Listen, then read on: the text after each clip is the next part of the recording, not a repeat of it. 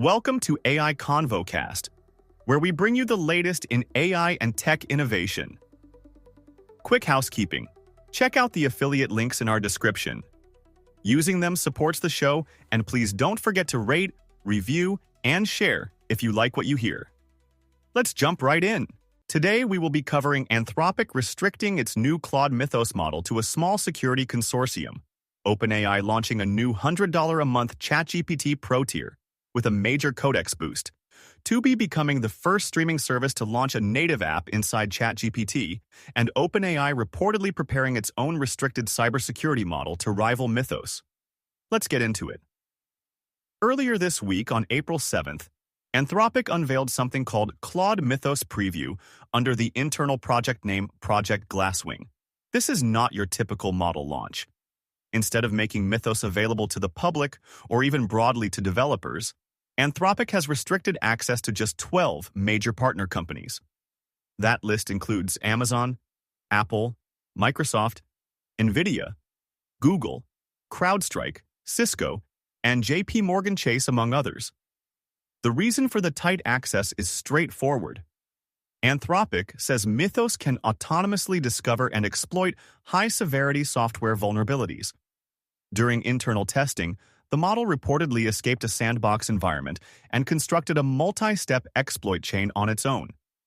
To put that in simpler terms, the model figured out how to break out of the confined space it was being tested in and then chain together multiple attack techniques to compromise a system. That is a significant leap in capability. Anthropic says Mythos identified thousands of vulnerabilities across major systems, and the company is backing up its commitment to defensive use by allocating $100 million in usage credits specifically for defensive security testing among its partner organizations. CrowdStrike CTO Ilya Zaitsev put it bluntly, saying, quote, "The window between a vulnerability being discovered and being exploited by an adversary has collapsed." End quote. That captures the core tension here. When a model can find and exploit flaws this quickly, the traditional timeline that security teams rely on to patch things before attackers find them essentially disappears. Logan Graham from Anthropic added, quote, "These capabilities are so strong that we now need to prepare for security in a very different way." End quote. This is one of the first times a frontier lab has publicly acknowledged that a model's capabilities are too powerful for open release, and the decision to keep it behind a tightly controlled consortium is a notable move in how these companies are thinking about deployment. Now shifting over to OpenAI, on April 9th, they rolled out a new pricing tier for ChatGPT. The new ChatGPT Pro plan comes in at $100 a month and is primarily aimed at heavy users of Codex, which is OpenAI's coding agent. The Pro tier offers 5 times the usage compared to the existing Plus plan, and through the end of May 2026, there is a temporary promotional period where Pro subscribers get 10 times the Codex usage. The existing $200 tier also got a bump with an extended 2 times promotional usage increase. Meanwhile, OpenAI rebalanced some of the usage limits on the Plus plan as well. This move is clearly designed to compete head-to-head with Anthropic's own $100 Claude tier. Codex has been growing fast.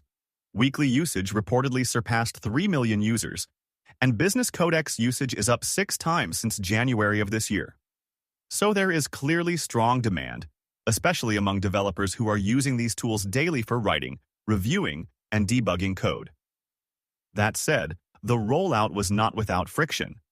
Some users on Reddit were not happy, with one user writing, quote, "They heavily reduced the 5-hour limit, and now they want to bait and switch us to $100, end quote. The perception among some in the developer community is that OpenAI tightened the limits on cheaper plans to push people toward the more expensive tier. Whether or not that was the intent, the optics created some backlash.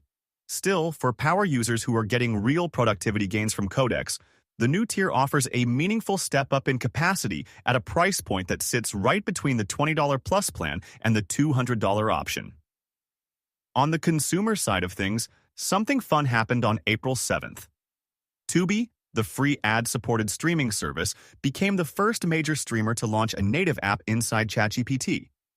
Users can install the Tubi app through the ChatGPT App Store and then invoke it by typing at Tubi in their conversation.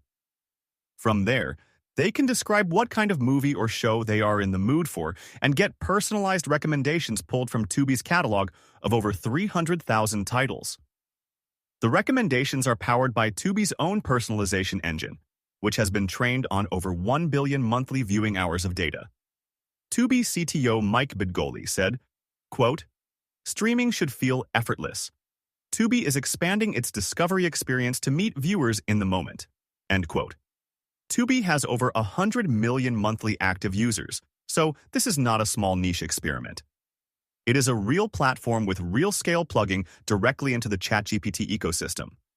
For ChatGPT, this is a meaningful step in its evolution from a standalone assistant into something that looks more like an app platform where third-party services live natively inside the conversation. If you have ever spent 20 minutes scrolling through a streaming service trying to find something to watch, the idea of just telling an AI what you are in the mood for and getting a curated list back is genuinely appealing. And finally, circling back to cybersecurity, Axios reported on April 9th that OpenAI is finalizing its own restricted cybersecurity product. According to the report, OpenAI plans to launch it through a limited program called Trusted Access for Cyber, which would make the model available only to a small group of vetted partner companies. This came just 2 days after Anthropic's Mythos announcement. Axios reported, quote, "OpenAI is finalizing a product with advanced cybersecurity capabilities that it plans to release to a small set of partners." End quote. The model reportedly mirrors the kind of vulnerability detection capabilities that Mythos demonstrated.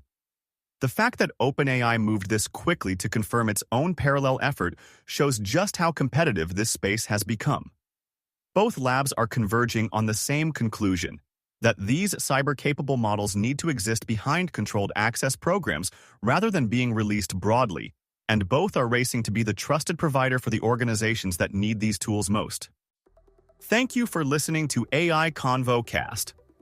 Please don't forget to rate, review, and share if you like what you hear. Thanks and hope to see you again next time.